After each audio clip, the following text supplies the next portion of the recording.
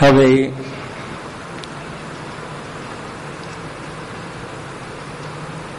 સાયંકાળના સંધ્યા સમયના પ્રભુના વર્ણન વર્ણગીતમાં ગોપીજનો કરે છે. ગા ગોપકૈરનુવનમ નયતોરુદાર વેણુસ્વનૈકલપદૈ તનુભૃત્સુ સખ્યઃ. તનુ એની માથે મીડું છે ને એ નકામું છે. તનુભૃત્સુ સખ્યઃ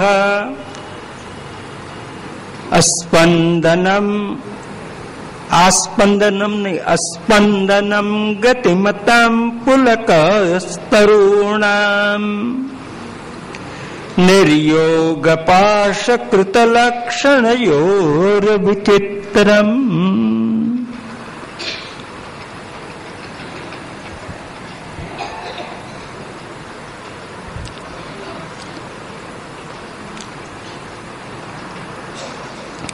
ગા ગોપકૈરનુવનમ નયતોરુદાર. ગાયો અને ગોવાળોને એક વનમાંથી બીજા વનમાં, બીજામાંથી ત્રીજા વનમાં ભગવાન લઈ જાય છે. જેમ આપણી ગાયો એટલે ઇન્દ્રિયો અને ગોવાળ એટલે આપણો જીવાત્મા, એને પણ ભગવાન એક વનમાંથી બીજા વનમાં, બીજા વનમાંથી ત્રીજા વનમાં વેણુ સ્વનૈ કલપદૈ તનુભૃત્સુ સખ્યઃ. ભગવાન વેણુનાદ કરે છે. વેણુ સુંદર વેણુનો સ્વર કેવો છે? કલપદૈ. કલ એટલે મધુર લાગે. ભલે એનો કોઈ અર્થ નહીં પણ સાંભળવામાં મધુર લાગે, એનું નામ કલપદૈ.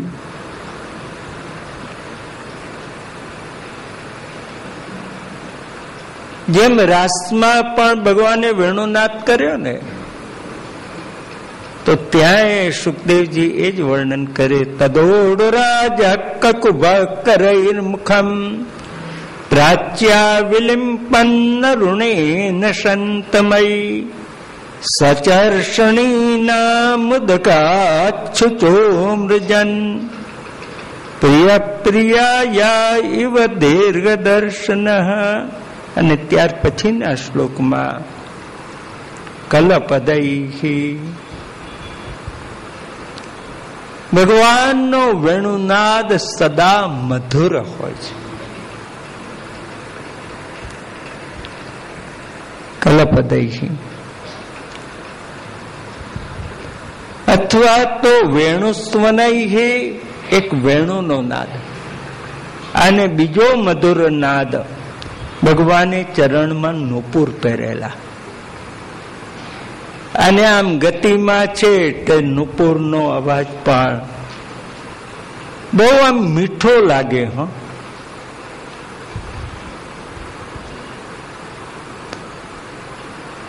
હવેની પેઢીને તો નુપુરનો અવાજ કેવો, એટલે એને સ્વપ્નું હશે.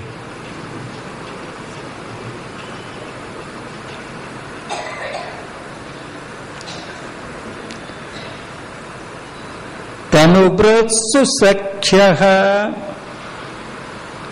અને આ રીતે પ્રભુ આમ વનમાં વિચરણ કરતા હોય ગાયોને અને ગોવાળોને લઈને, ત્યારે શું બને છે? અસ્પંદનમ.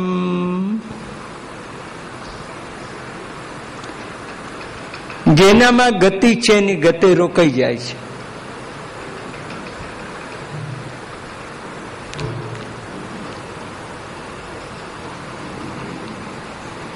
ઝાડ હાલતા બંધ થઈ જાય છે, પશુ સ્થિર બની જાય છે. અસ્પંદનમ.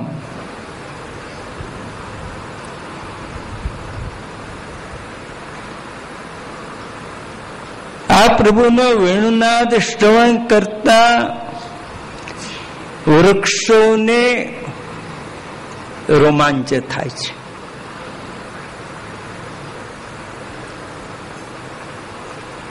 અને વૃક્ષોના હૃદય દ્રવી જાય છે, એમાંથી રસની ધારાઓ વહે છે.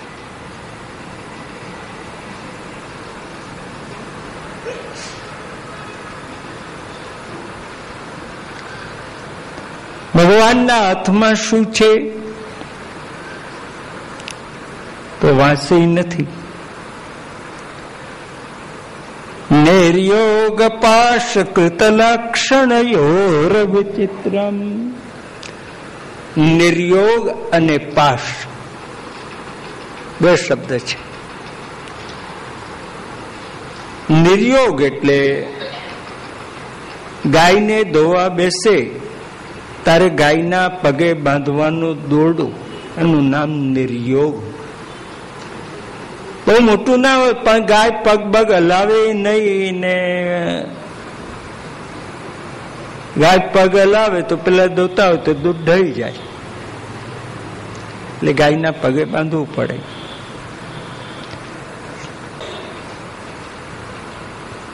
નિર્ગતા યોગા નિર્યોગા. જે આ પરમ ભક્તિમાં યોગ ગૌણ બની ગયો અને ભક્તિ પ્રધાન બની ગઈ અને યોગ ત્યાંથી જતો રહ્યો અને છતાંય પ્રભુનો સંયોગ થઈ ગયો, એનું નામ નિર્યોગ અથવા નિતરામ યોગા. યુઝ ટુ જોઈન્ટ. યુઝ નો અર્થ જોડાવું, યોગ શબ્દનો અર્થ જોડાવું. નિતરામ સર્વ રીતે ભગવાન સાથે જોડાઈ જાય, જેનાથી એનું નામ નિર્યોગ.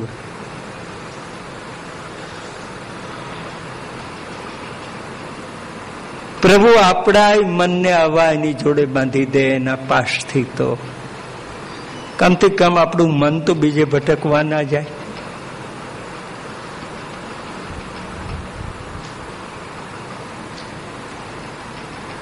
તો સાયંકાળની ગોદોહન સમયની આ લીલાનું નિરૂપણ ગોપીજનો કરે છે. ગા ગોપકૈરનુવનમ નયતો રુદાર.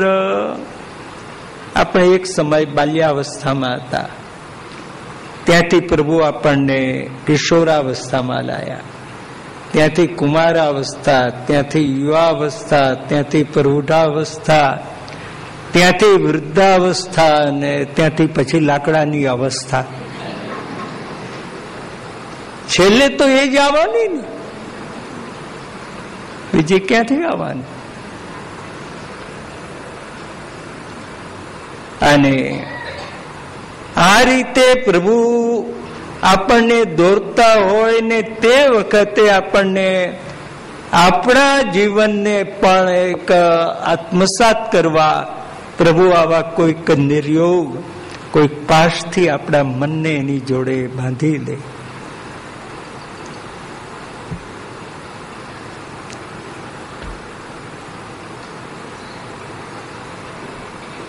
અને અસ્પંદન ગતિમતામ. પ્રભુનો વેણુનાદ, એનું એ સામર્થ્ય જંગલમાં જતી ગાયો અટકી જાય, વાછરડા અટકી જાય, હરણા અટકી જાય, એની ગતિ અટકી જાય છે. અને વૃક્ષોને પણ એટલો બધો પરમ આનંદનો અનુભવ થાય કે એના ઉપર ફળ ફૂલ ખીલે, એ તો જાણે એને રોમાંચ થયો અને એના થડમાંથી આમ રસની ધારાઓ વહેવા લાગે છે, એનું હૃદય દ્રવી જાય છે.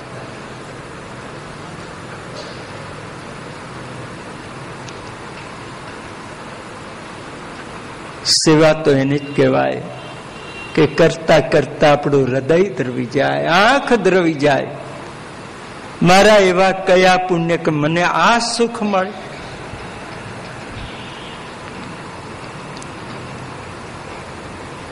ચિત્ત સ્થિર થઈ જાય. અસ્પંદન ગતિમતામ. ભગવાન ભગવદ્ ગીતામાં કે જેનામાં ગતિ છે ને એ બધામાં ચંચલ કોઈ હોય તો મન છે. અર્જુન પણ કે છે એ વાત, ચંચલમ હિ મન કૃષ્ણ પ્રમાથી બલવત દૃઢમ તસ્યાહં નિગ્રહમ મન્યે વાયુ દ્રિવસુ દુષ્કરમ. આ મન આપણું એટલું ચંચલ છે કે આવતા પવનને આમ મુઠ્ઠીથી રોકવું જેટલો અશક્ય એટલો જ મનના વેગને રોકવો એ અશક્ય છે. આપણે અહીં બેઠા હોઈએ અને મન આપણું મુંબઈમાં ભટકે, અમેરિકામાં ભટકે, ક્યાંય એને રોકી શકાતું નથી.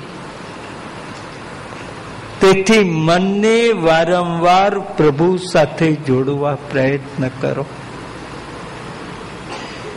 એવું માની લેવાની ભૂલ કરવાની જરૂર નહીં કે આપણું મન પવિત્ર છે. ઘણા લોકો આમ કહેવત કે મન ચંગા તો